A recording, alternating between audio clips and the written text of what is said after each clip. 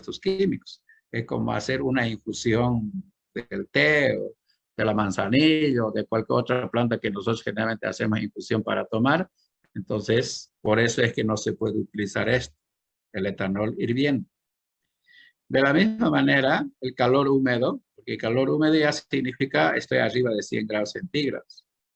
Entonces, a altas temperaturas también hay muchos principios activos que se degradan, ¿ya? Se degradan a alto cuando se somete a altas temperaturas. Entonces, por eso tampoco es recomendable calor húmedo. Por eso, aparte de eso, de que es húmedo, es significa que hay agua. Y en presencia del agua, igual sufrir reacciones de hidrólisis y de paso que tenga altas temperaturas, entonces ahí también se puede degradar los principios activos. Quizás el método más recomendable, más factible, donde se dañan menos los compuestos químicos es con calor seco, que a esa temperatura y durante ese tiempo. Eso entonces, hay otro método que se llama esterilización o desinsectación, a pesar de que el nombre ya nos dice, ¿no? Esterilizar significa eliminar los microorganismos, ¿no? Desinsectar también significa deshacerse de los insectos. A eso se refiere, porque las palabras están ahí, el significado. Pero ¿cuándo se hacen estos tratamientos? Esterilización, ¿ya? Es el proceso de eliminación de los diferentes tipos de microorganismos, porque la palabra esterilización es eso, eliminación de los diferentes tipos de microorganismos, que en este caso que hay en la planta, ¿no? Desinsectación, bueno, en este caso es el proceso de eliminación de los diferentes tipos de insectos o huevos o larvas que puede haber en la planta medicinal que nosotros que estamos queriendo hacer el tratamiento y conservación. Ya entonces son esas dos figuras. Esterilización, eliminación de los microorganismos, desinsectación sería eliminación de los insectos, huevos o larvas que los propios insectos pueden dejar durante el proceso de secar. Pero ¿cuándo se contamina? ¿O cuándo pueden entrar algunos insectos y huevos en las plantas medicinales? Eso nosotros ya lo vimos en la parte de, digamos, en los diferentes tipos de secado que se hace. Entonces, este proceso de esterilización y desinsectación solamente se hace cuando la planta medicinal ha sido secado al aire libre, cuando el secado es natural.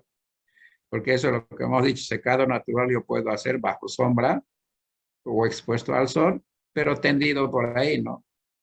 Pero todo eso, plantitas que están tendidos por ahí, están expuestos a la contaminación, ya sea contaminación con microorganismos, puede ser con algunos insectos o cualquier bicho que está andando por ahí. Entonces, con eso se contamina. Entonces, este proceso de esterilización y desinsectación solamente se hace cuando esa planta ha sido secado en forma natural, ¿ya? En forma natural, que estaba expuesto a la contaminación, ya hemos dicho, vuelvo a repetir, con microorganismos, insectos y otros parásitos que pueden desarrollarse. Que estos se pueden desarrollar ya durante el almacenamiento. Por ejemplo, si se han quedado huevos, pues si bien que se ha hecho secado, sí, pero quedaron huevos. Pero cuando uno lo tiene almacenado ya, entonces ahí los huevos revientan y empiezan a aparecer los bichitos y se lo comen la planta. Pues. Para eliminar estas contaminaciones, entonces se debe esterilizar o desinsectar y para eso tenemos diferentes métodos. ¿Ya? En este caso se puede hacer por fumigación.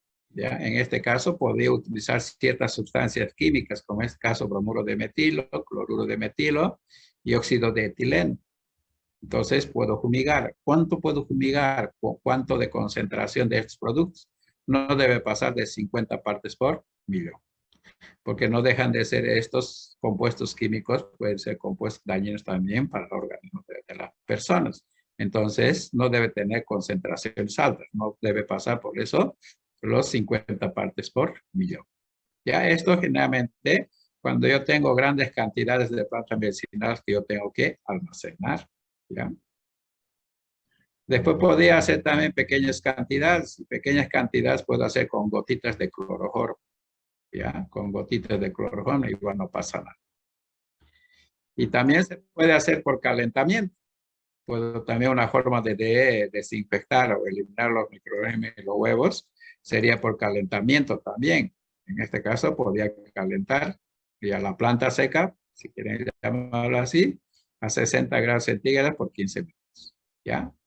Entonces esos son los métodos de esterilización y desinsectación para eliminar los microorganismos y para eliminar algunos insectos, huevos que puede tener la planta medicinal, que eso, bueno, en realidad han sido contaminados cuando el secado era natural. De tenemos otro proceso, otro tratamiento, se llama curación. Bueno, aunque la palabra curación para nosotros como corriente significa curarse, cuando tiene alguna herida, alguna enfermedad, otras cuestiones, a eso lo llamamos ya me he curado, me hice curar o algo así. Entonces, en esta parte, curación no deberían entender de esa manera, ya deberían entender de otra manera. Bueno, nosotros habíamos dicho, una vez cuando se arranca la planta, hemos dicho, empiezan a sufrir reacciones de descomposición, hemos dicho sus compuestos químicos que tienen. Y para que no se descomponga, entonces hemos dicho, había que inhibir o inactivar las enzimas. Eso es lo que hemos dicho, para evitar que los compuestos o los principios activos que tenía la planta, para que esos compuestos químicos no se desintegren, no hay un proceso de descomposición. Eso es lo que habíamos mencionado, ¿ya? Pero con este proceso de curación es un proceso inverso, ¿ya? O sea, en vez de secarlo, en vez de inhibir o de inactivar las enzimas, más bien hay que hacer que esas enzimas estén activas. Y para que estén activas, entonces, ¿qué significa? Que esas plantitas deben estar en un ambiente húmedo. O en lo posible hay que evitar que se seque. Entonces hay que mantener en un ambiente húmedo. Y si lo mantenemos en un ambiente húmedo, significa va a seguir las reacciones. Entonces, en esas reacciones recién aparece el principio activo, por supuesto. Recién aparece ahí el principio activo. Entonces, es lo que dice. Algunas plantas, hemos dicho ahí, su citoplasma es están estudiando otra materia. Están conectadas y están estudiando. Por ahí dice, no, algunas plantas en vez de ser secas, porque hemos dicho hay que secar para inhibir las enzimas. Entonces, más bien hay que mantenerlo en humedad, en un ambiente húmedo. ¿Con qué fin? Con el fin de que haya reacciones enzimáticas. En este caso, entonces, para que se desarrolle, o sea, con esas reacciones enzimáticas, se va a formar compuestos químicos, nuevos compuestos químicos. Y esos nuevos compuestos químicos en realidad vienen a ser los principios activos. Recién se forman los principios activos como resultado del proceso de descomposición de los compuestos químicos que tenía la planta. ¿Ya? Eso se llama proceso de curación. Y aquí vamos a ver algunos ejemplos. Por caso hay una planta de vainilla, que generalmente la vainilla nosotros utilizamos como saborizante de algunos medicamentos, de algunos alimentos, de los helados, etcétera, etcétera. Bueno, la vainilla en realidad son frutos verdes, generalmente son amargos. Esta plantita es amargo, no se come directamente.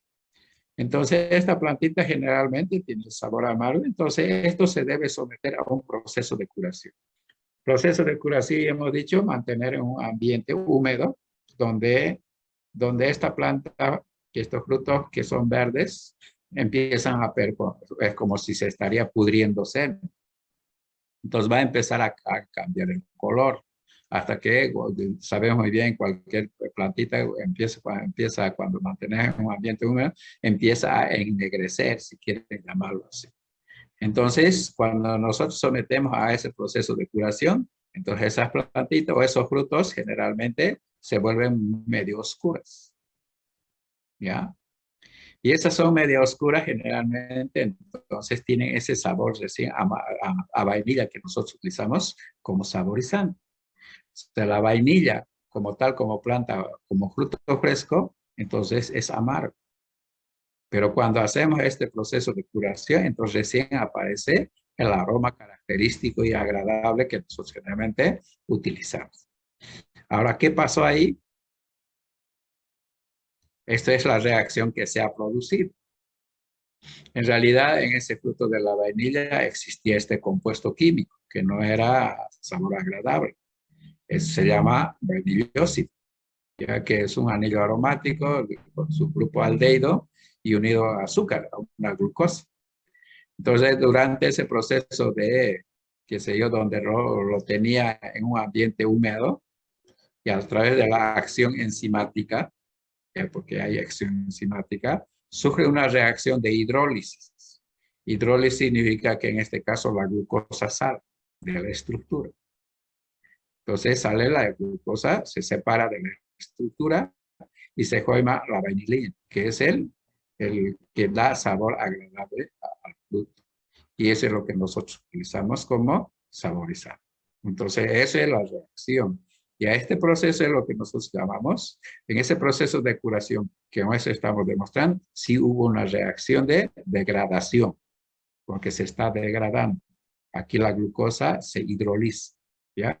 Generalmente en un ambiente húmedo, generalmente las reacciones que se producen son reacciones de hidrólisis. Ahí tenemos también otros productos que si bien nosotros conocemos, pero en algún momento quizás no hemos tenido, digamos, un poquito de interés de que es la curiosidad, ¿no? Nosotros sabemos bien, en el mercado tenemos té verde y té negro. No sé si algunos compran té verde y té negro, pero más nosotros para consumir utilizamos el té negro y no té verde, ¿ya? Ya, en este caso, té es una planta, en primer lugar. Té es una planta. Té verde no significa que es otro té, que es otro tipo de té. Y té negro tampoco no significa que no es lo mismo. Los dos son iguales. Es la misma planta. Ya no podemos hablar de dos cosas diferentes. Té es una planta. Aunque muchos nosotros, cuando estamos en la casa, a veces uno dice, no, me voy a ir a hacer un tecito de manzanilla.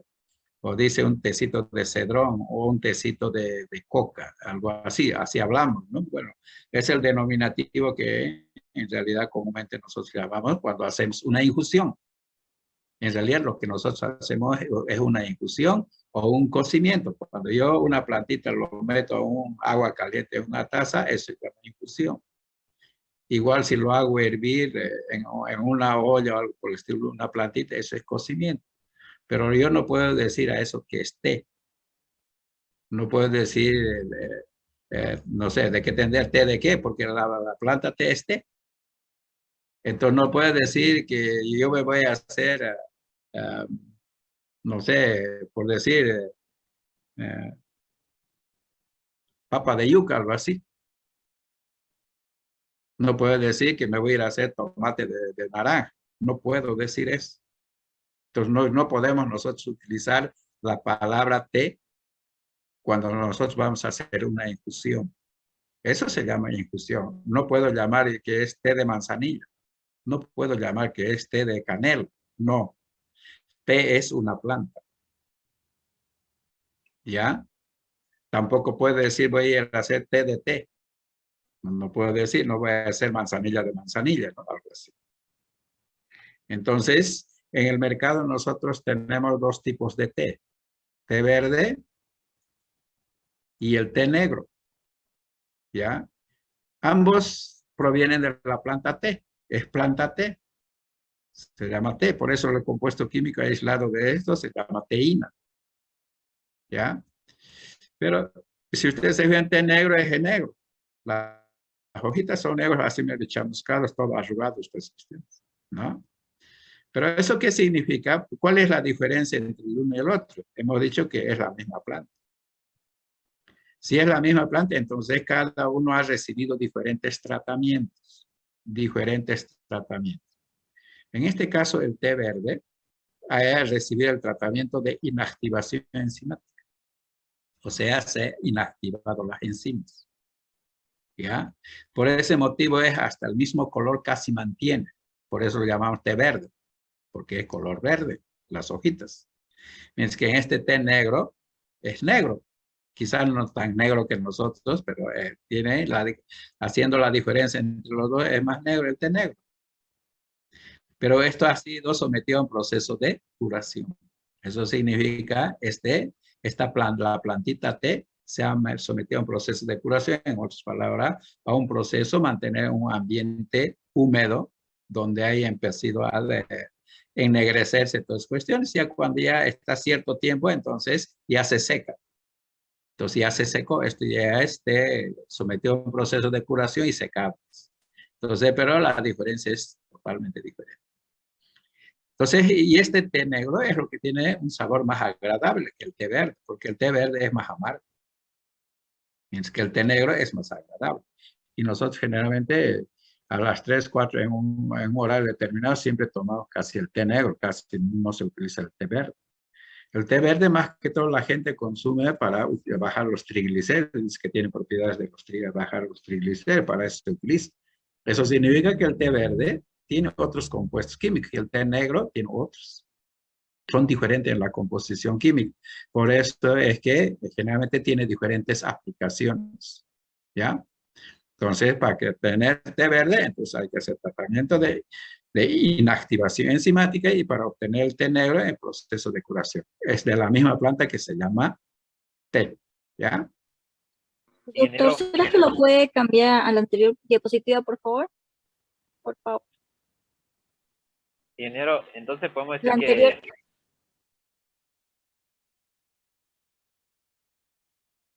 ¿Quién estaba hablando? O sea, mi pregunta era por el té negro. Yeah. O sea, dicen que tiene más cafeína que el propio café, ¿no? Claro, eso ya en algún momento hemos dicho, no, si comparamos aparentemente hemos dicho, o sea, todos los compuestos químicos aislados de las plantas siempre están relacionados con el nombre. Del café lo que se obtiene es cafeína, del té que se obtiene es teína y de guaraná, guaraninas. Pero entre cafeína, teína, guaranina es el mismo compuesto químico, que es el cafeína, puede llamar teína o guaranina. Los tres son el mismo compuesto químico. Ahora, a pesar de que en el café todos pensamos que tiene café, mejor dicho, cafeína, y nunca hemos pensado que en el té, nunca hemos pensado que el té tiene cafeína. Nunca hemos pensado. Pero té tiene más cafeína que el café. Más o menos, el café tiene más o menos 3% de cafeína, mientras que el té tiene 4%. Por eso es, si ustedes van a fijarse, en el laboratorio vamos a hacer, y hacen también química orgánica, extracción de cafeína a partir, pero del té negro, y no obtienen del café, ¿no? Doctor, entonces, sí. Cuando pasamos química orgánica con la doctora Uriana, nos dijo que, como dice usted, ¿no ve? El té negro tenía más, o sea, que nos servía para estudiar, porque hay personas que toman, por ejemplo, el café para no dormir, pero nos dijo que el té negro era más concentrado y pues nos servía así para cuando queríamos estudiar, digamos, para nuestros parciales. No, bueno, en realidad el té como planta tiene más cantidad de café que el café. Ya, por eso a veces quizás si uno quiere estudiar, no debería tomar café, debería tomar té. Claro, en su puesto del café uno puede utilizar más concentrado la cantidad de, qué sé yo, al menos en general, si uno utiliza Nescafé, depende de la cantidad de cafeína que lo eche, lo hace tinto, ¿no? Mientras que en el té no se puede hacer tan tinto, eso es la diferencia. ¿Ya? Pero el té tiene más cafeína que el propio café. Entonces, cuando uno tiene sueño, debería consumir té y no café. Ahora, el proceso de curación, en este caso, no solamente entonces para que aparezcan nuevos principios activos que no había en la planta. También el proceso de curación puedo hacer también para eliminar algunos compuestos químicos que son principios activos, pero tienen otras propiedades que pueden ser irritantes, tóxicos o amargos. También puedo hacer para ese tipo de con ese objetivo de eliminar los principios activos que son amargos o irritantes. Para eso puedo hacer también el proceso de curación. No necesariamente para que aparezca el principio activo, sino también para que desaparezcan los otros principios, pero que tienen otras propiedades, ¿no? Entonces, ahí hablamos de cáscara sagrada, que es una corteza de una planta que se utiliza como laxante, ¿ya? Pero este compuesto, esta planta, o es la corteza de esta planta, generalmente tiene antraquinones. Las antraquinones generalmente tienen propiedades laxantes, ¿ya? Laxantes tienen. Pero esta planta, ya hemos dicho que todas las plantas no tienen un solo compuesto químico. Tienen varios compuestos químicos. Y entre otros compuestos químicos que tiene también compuestos químicos que son irritantes. Y como es laxante, generalmente nosotros los laxantes tenemos que utilizar vía oral, tomando. Pero si estoy tomando como laxante, entonces también puedo producir una irritación. Entonces, ahora, ¿tomo o no tomo? Entonces, ahí está el problema. ¿Voy a tomar o no voy a tomar? Porque si voy a tomar, puede ser que me solucione de un problema de estreñimiento, pero puedo sufrir una irritación, quizás de la garganta, del estómago, qué sé yo. Ese es un peligro. Entonces, para eso, entonces también, en este caso de la cáscara sagrada, una plantita, entonces algunos médicos, estamos hablando de médicos naturistas, generalmente una vez cosechado esta corteza, se debe guardar entre 1 a 4 años.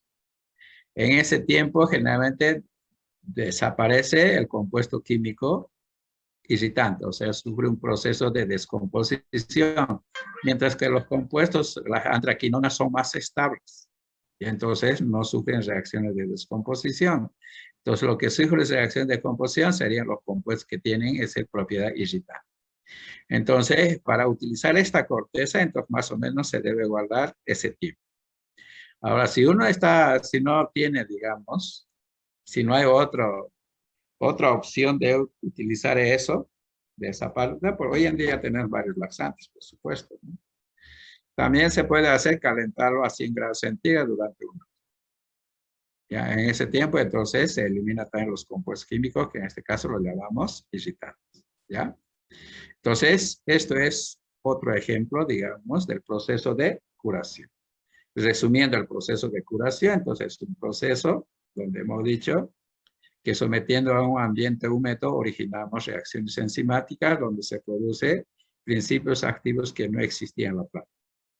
O también para eliminar algunos principios activos que tiene la planta, pero que tienen propiedades irritantes o tóxicas. Y ese es el tratamiento que se pueden hacer a las plantas, ¿no? Una vez recogidas.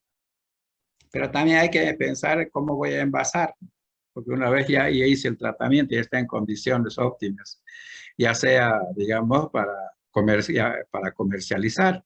Entonces, pero para comercializar hay que buscar qué vamos a envasar, generalmente cómo se venden las plantas. Bueno, hoy en día hay diferentes formas de comercializar las plantas, ¿no? Pero nosotros, si vemos así que no hay utilizar ningún tipo de tecnología, bueno, las hojas, las hierbitas y las hojas, nosotros siempre lo vemos que se venden en amarros, Bueno, hoy en día quizás se puede mejorar ya de otra manera, pero donde ustedes van ahí y venden plantas medicinales son en amarros. Ya casi todas las plantas se venden en amarros. O sea, la tecnología no ha llegado ahí tampoco. Nadie no se ha preocupado por decir que voy a hacer mejora en la calidad o higiene de esas plantas medicinales. Nadie no se ha preocupado, ¿no? Porque esas plantas que se venden ahí por las ramas, si ustedes van, están en los otros. Bueno, algunos extractos y aceites, bueno, antes generalmente se manejaba en barriles. Hoy en día ya se puede utilizar ya algunos frascos de vidrio, ¿no? No hay ningún problema. Por ejemplo, eso de los frutos de vainilla, generalmente se comercializa en cajas de cartón. Digitalis, bueno, esto es una plantita que habíamos mencionado que sirve para problemas del corazón. que generalmente se oxida fácilmente en contacto con el aire o el oxígeno del medio ambiente, entonces por lo tanto se debe mantener en recipientes herméticamente cerrados. Ya, entonces después también debo pensar también en el almacenamiento. Bueno, las plantas medicinales, igual que los medicamentos, también tienen sus condiciones bajo las cuales se debe almacenar las plantas medicinales. Bueno, saben, los medicamentos siempre hemos dicho, no hay que tener fuera del alcance de los niños a temperatura baja, a la luz solar, etcétera, etcétera. Siempre hemos recomendado eso. Igual en este caso es lo mismo, con las plantas medicinales es lo mismo. Se hace el mismo tratamiento. Entonces, hay que tenerlo a temperaturas bajas, pero siempre con la condición, hemos dicho, de que su principio activo no se degrade, igual que de cualquier otro medicamento. Entonces, parámetros de almacenamiento, en este caso, las plantas se deben, si yo tengo en amarritos, generalmente, entonces fácilmente se puede humedecer. No, ya nos ha costado nosotros recolectar la planta que tenga mayor cantidad de principio activo, ya lo hemos secado, pues cuestiones, entonces hay que mantener esa humedad del que hemos secado, que la droga tiene que tener menores a 10 grados, el más 10% de humedad. Y para que se mantenga el 10% de humedad, el aire, pues la humedad del aire debe mantenerse a menos de 40%. Entonces tiene sus propias condiciones, ¿no? Por supuesto, también no hay que mantenerlo en el sol, porque si yo tengo ya planta hecho todo el tratamiento, no debo dejar expuesto al sol, porque sabe bien, con los rayos solares, si yo tengo las hojas verdecitas, entonces va a empezar a cambiar el color, se vuelve más color oscuro, más marrón, ¿no? Y también de alguna manera, a través de los rayos ultravioleta, puede haber descomposición de sus principios activos. Bueno, la temperatura ya sabemos que debería mantenerse en lo posible menores a 15%. Bueno, también las plantas que contienen alto contenido de aceites fijos, estoy hablando, porque tenemos dos tipos de aceites. Unos son los aceites volátiles y los otros son los aceites fijos. Los aceites fijos son los aceites que generalmente nosotros consumimos, de soya, de girasol, de qué sé yo, de maní, que generalmente es lo que se obtiene alta cantidad de aceite de maní, ¿no? Cuando estos productos generalmente están mucho tiempo expuestos al sol, entonces sufren un enraciamiento. Y eso nosotros hemos visto a veces cuando compramos un maní muy viejo, entonces se siente el rancio. Entonces significa que ese maní ha estado mucho tiempo expuesto a la presencia del oxígeno, que ha sufrido reacciones de enranciamiento. Entonces, todas las plantas generalmente tienen sus propios parámetros de almacenamiento. Y ahí termina. Y ahí termina la unidad. ¿Ya? Para el examen nos faltan 2 unidades. Si acaso. Hoy día vamos a avanzar otra unidad más. ¿Alguna pregunta hasta ahí? Porque este es como un cuentito nomás.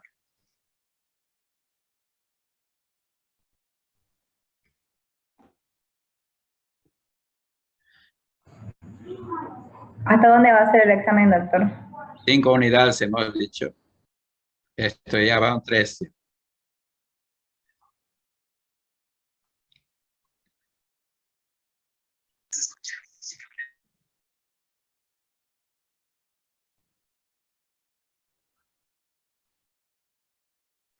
Ingeniero, se va a dar el examen en la fecha establecida, lo que está en el programa, bueno, el rol del examen, le digo.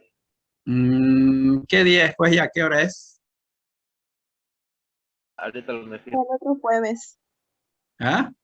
El otro jueves, la semana que ¿Qué viene. día jueves es? El 8 es. Sí. A ver, me fijaré primero entonces. Pero nos da tiempo para avanzar. Hoy día es un tema El próximo avanzado. jueves, doctor. Por eso, hoy día avanzamos un tema y el próximo miércoles avanzamos otro tema y con eso terminaría. A las 11:30 es, ingeniero. Está programado. A ver, a ver. Sí, parece que a las 11:30, ¿no? Sí, lo estoy viendo ahorita. El 8 a las 11:30 hasta la 1, o sea, está programado. Podemos dar con el grupo AB a las 11. Porque tengo que tomar los dos grupos. Aquí está en el A y B y tengo el otro grupo C y D. Entonces, ustedes van a dar a las 11 y el grupo CD le voy a tomar a las 2. Ya más o menos para tener tiempo para ambos grupos. El examen es lo mismo. Claro, las preguntas no es lo mismo, por si acaso. ¿Ya? Doctor, Bien. ante el día lunes, en vez de laboratorio, podríamos avanzar el tema 5, así para que tengamos más tiempo de estudiar. El lunes, pero todos tienen libre el lunes a las 2 de la tarde. Nadie no tiene otras clases. El horario de laboratorio, doctor.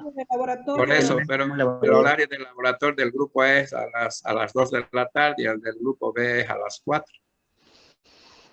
A las 2 está bien. Y los que pasan el grupo B no tienen ningún problema de pasar clases el día lunes a las 2. No, ingeniero, no hay problema. Ya, entonces, si es así, el lunes pasamos. ¿A qué hora dijo? A las 2 Yo de sí la tengo tarde. clase, doctor, a las 2 de la tarde. Ya se cruzaron. Sí, yo también tengo, doctor, no se puede. El horario Sí, del yo B. también. ¿Y quién tiene algún problema para pasar a las 4 de la tarde? Nadie. Nadie, entonces podemos pasar a las 4. O sea, ahí avanzamos la quinta unidad y el miércoles ya no pasaríamos. ¿Ya? Está bien, doctora, sí. Sí, Ya. mejor, Sí, doctor, está mejor. bien. Ya. Siempre charlando, siempre uno se entiende. Ingeniero, Entonces, vamos sí.